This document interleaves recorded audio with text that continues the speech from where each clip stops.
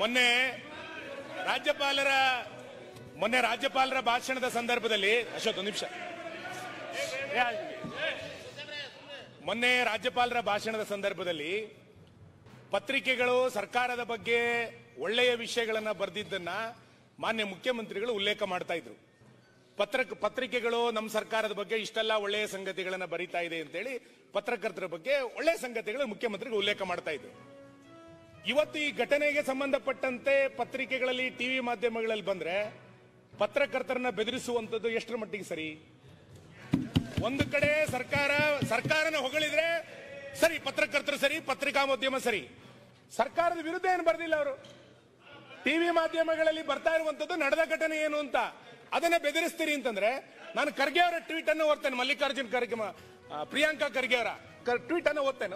ಒಂದು ನಿಮಿಷ ಅವಕಾಶ ಕೊಡಿ. ದೇಶದಲ್ಲಿ ಬಿಜೆಪಿ ಸವಾಲುಗಳನ್ನು ಎದುರಿಸುವ ಸಂದರ್ಭಗಳಲ್ಲೆಲ್ಲ ಈ ಪಾಕಿಸ್ತಾನ್ ಜಿಂದಾಬಾದ್ ಎನ್ನುವಂತ ಶಬ್ದ ಸದ್ದು ಮಾಡುತ್ತದೆ.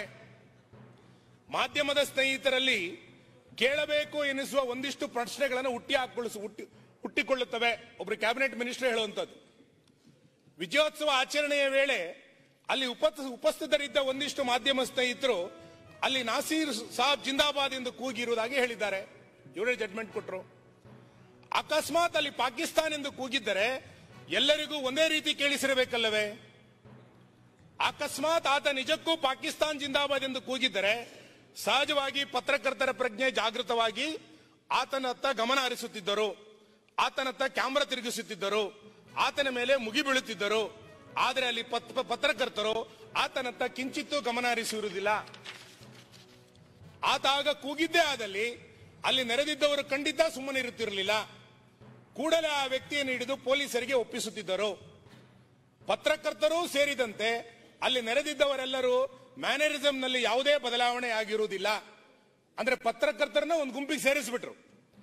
ಅಕಸ್ಮಾತ್ ಆ ವ್ಯಕ್ತಿ ಹಾಗೆ ಘೋಷಣೆ ಕೂಗಿದ್ದರೆ ಅಲ್ಲಿನ ಪತ್ರಕರ್ತರ ಯುನೈಟೆಡ್ ಕಾಮ ದೇಶಭಕ್ತಿ ಜಾಗೃತವಾಗದೆ ಸಹಜವಾಗಿದ್ದೇಕೆ? ಏನೂ ನಡೆದೇ ಇಲ್ಲ ಎನ್ನುವಂತೆ ನಡೆದುಕೊಂಡಿದ್ದೇಕೆ? ಪತ್ರಕರ್ತ ಸ್ನೇಹಿತರೇ ಉತ್ತರಿಸಬೇಕು.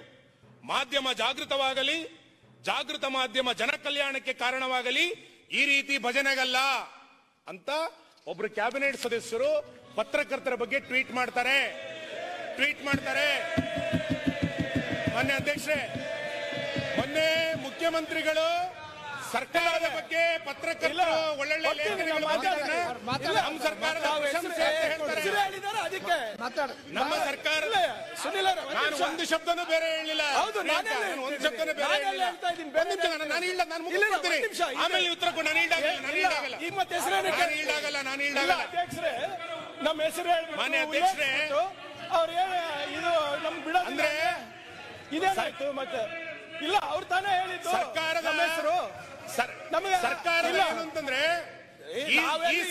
ಈ ಸರ್ಕಾರದ ಧೋರಣೆ ಇಬ್ಬಗೆಯ ಧೋರಣೆ ಈ ಸರ್ಕಾರದ್ದು. ಒಂದು ಕಡೆ ಸರ್ಕಾರ ಪ್ರಶಂಸೆಯನ್ನ ಮಾಡಿದ್ರೆ ಮುಖ್ಯಮಂತ್ರಿಗಳು ಸ್ವತಃ ನಮಗೆ ಪ್ರಶಂಸೆ ಮಾಡಿದ್ರು ಅಂತ ಹೇಳ್ತಾರೆ. ಯಾವುದೋ ಘಟನೆಯ ಬಗ್ಗೆ ಪತ್ರಕರ್ತರನ್ನು ಪ್ರಶ್ನೆ ಮಾಡಕ್ ಹೋದ್ರೆ ಸ್ವತಃ ರಾಜ್ಯಸಭಾ ಸದಸ್ಯರು ಹಂಗೆ ನಡೆದಿಲ್ಲ ಹೋಗ್ರಿ ಅಂತ ಬರೀತಾರೆ. ಈ ಸರ್ಕಾರ ಒಂದು ಕಡೆ ಏನ್ ಹೇಳುತ್ತೆ, ಈ ಸರ್ಕಾರ ಒಂದ್ ಕಡೆ ಏನಿರುತ್ತೆ, ಕೈ ಮುಗಿದು ಒಳಗೆ ಬಾ, ಧೈರ್ಯವಾಗಿ ಪ್ರಶ್ನಿಸು ಅಂತ ಹೇಳುತ್ತೆ. ಧೈರ್ಯವಾಗಿ ಪ್ರಶ್ನಿಸಿದ್ದಂತ ಪತ್ರಕರ್ತರನ್ನ ಯಾಕೆ ಈ ಸರ್ಕಾರ ಬೆದರಿಸುತ್ತೆ? ಯಾಕೆ ಬೆದರಿಸುತ್ತೆ ಅಂತ ಕೇಳೋದು. ಇವತ್ತು ಸರ್ಕಾರದ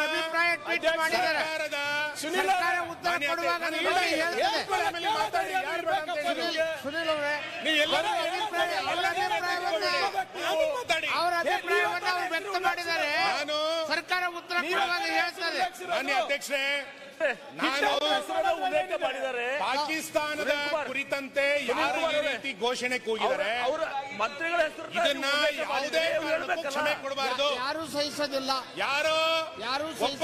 ಒಬ್ಬನ ಬಂಧನ ಆಯಿತು ಅನ್ನುವ ಕಾರಣಕ್ಕೆ ಇಡೀ ಪ್ರಕರಣವನ್ನ ಬಿಡಬೇಡಿ. ಇಡೀ ಪ್ರಕರಣದ ಬಗ್ಗೆ ಎನ್ಐ ತನಿಖೆ ಕೊಡಿ. ನೀವು ಇದನ್ನ ಯಾಕೆ ಅಂತ ಹೇಳಿದ್ರೆ ಇದು ಒಂದು ಘಟನೆಯನ್ನ ಎಳೆಯಾಗಿ ಇಟ್ಕೊಂಡು ನಡೀತಾ ಇರೋದಲ್ಲ.